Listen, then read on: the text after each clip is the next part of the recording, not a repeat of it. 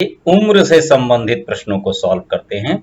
जैसे पिता पुत्र की उम्र, तो हमेशा मानते समय ध्यान रखें कि जो बड़ा होता है उसकी आयु ही x मानिए। जैसे पिता और पुत्र की आयु का संबंध है तो पिता की उम्र x और पुत्र की उम्र y मानिए। अब उसी सवाल में जैसे पिता x वर्ष का है और पुत्र y साल का है, अगर किसी सवाल में ये कहता है कि 10 वर्ष पहले, तो ये तो प्रेजेंट उम्र है ना, ये पिता है वर्तमान उम्र है, इतना वर्ष ये प्रेजेंट टाइम का है, और ये पुत्र है, ये भी प्रेजेंट है। लेकिन अगर किसी सवाल में इस तरह कह देता है कि 10 वर्ष पहले, तो 10 वर्ष पहले फिर दोनों को लिखिए कि मतलब पिता कितने रहे होंगे 10 साल पहले। अब x वर्ष के हैं तो 10 साल पहले रहे होंगे x माइनस 10, और पुत्र y माइनस 10। अब अगर संबंध बनाने की बात करता है कि पिता पुत्र का 2 गुना है, तो इन उम्रों का यूज करें, ये इज इक्वल टू ये इंटू 2, ऐसे करके समीकरण बनेगी। यही बात अगर पहले की जगह बाद में कर दिया जाए, 10 वर्ष बाद, अब बाद में है तो अब इस समय x वर्ष का है कोई, तो 10 वर्ष बाद कितने साल का हो जाएगा, 10 साल बढ़ जाएंगे ना, तो प्लस हो जाएगा। अब इनके संबंध मतलब जो कहे उसी समय की उम्र का प्रयोग करते हुए समीकरण बनाना है, ये बात ध्यान रखनी है।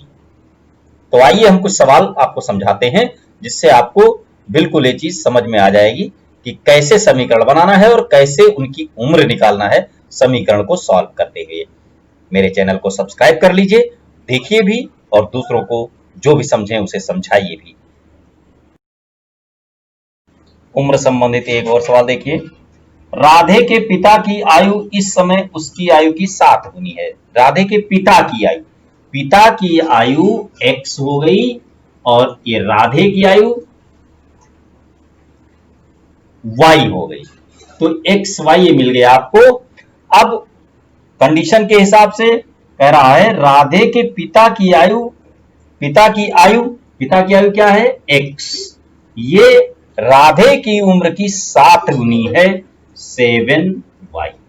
ये इक्वेशन आपकी एक बन गई। जो कहता जाए वही तो करना है। अब 1 वर्ष पहले, तो 1 वर्ष पहले क्या था, 1 वर्ष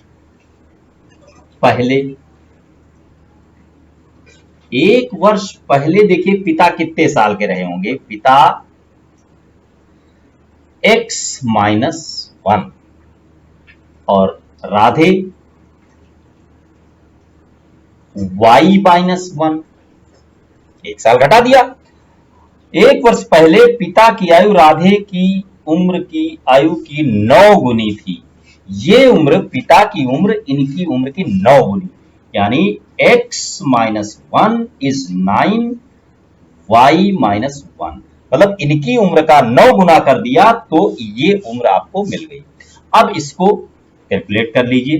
x की जगह 7y आप लिख सकते हैं।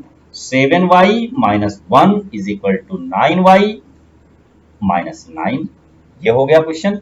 अब 9 को इधर कर लीजिए, 7 को उधर, तो देखिए 9 प्लस में आ जाएगा और माइनस 1 है, तो 9 minus 1 is equal to 9y minus 7y, तो y आ गया आपका ये 2y, 9 में से बन गया 8, तो y इज इक्वल टू आ गया 4। इस समय राधे की उम्र 4 वर्ष है। क्लियर हो गया। अब पिता कितने साल के रहे होंगे, पिता थे 7 गुना, भाई पिता की उम्र क्या थी, y का 7 गुना थी, तो x is equal to 7y, तो 7 इंटू 4, ये हो गया 28। तो 28 ईयर्स के पिताजी हैं और उनका पुत्र 4 ईयर का है। इस तरीके से ये सवाल आपको बिल्कुल समझ में आ गया होगा।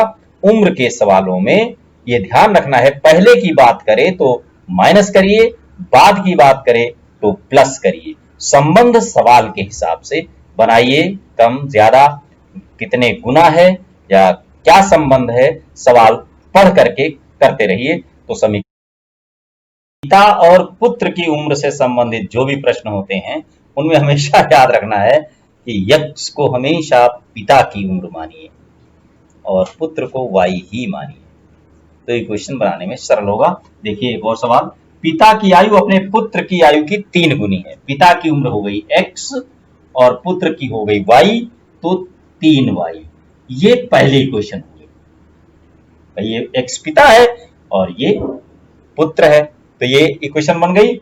और फिर कह रहा 12 वर्ष बाद x कितने रहे होंगे, x प्लस 12, ये पिता की उम्र है, और पुत्र कितने साल का रहा होगा, y प्लस 12, ये पुत्र रहा होगा। संबंध के लिए देखिए क्वेश्चन, अपने पुत्र की आयु का 2 गुना हो जाएगा, ये 2 गुना, इसी का 2 गुना करना है, ये 2 गुना हो जाएंगे, ये बड़े ये हैं, लेकिन जब इसको 2 से मल्टीप्लाई कर दोगे तब बराबर हो जाएगा ना, क्योंकि क्वेश्चन बनानी है आपको। क्योंकि बड़ा कंफ्यूजन होता है कभी कभी कि हम कहते हैं बड़े ये है और हम गुणा इसको कर रहे होते हैं, क्योंकि हमें बराबर करना होता है, तो जो छोटा है उसी को तो मल्टीप्लाई करेंगे, तभी तो इसके बराबर हो पाएगा। तो 2 से मल्टीप्लाई कर दीजिए, x plus 12 is equal to 2y plus 24, ये क्वेश्चन बना। और x की जगह ये लिख दीजिए 3y minus 2y is equal to, ये माइनस में हो जाएगा 12 आ जाएगा, y इज इक्वल टू 12। ये कौन है y?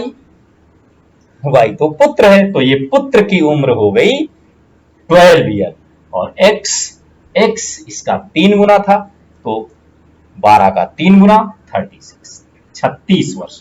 पिताजी 36 वर्ष के हैं और पुत्र केवल 12 साल के हैं। देखिए कितनी जल्दी 1 मिनट के अंदर आपने सवाल को सॉल्व किया हुआ है। मेरे चैनल को सब्सक्राइब करें और शेयर भी करें, और जल्दी जल्दी सवाल के लिए समीकरण बनाना सीखें और सॉल्व करें। धन्यवाद।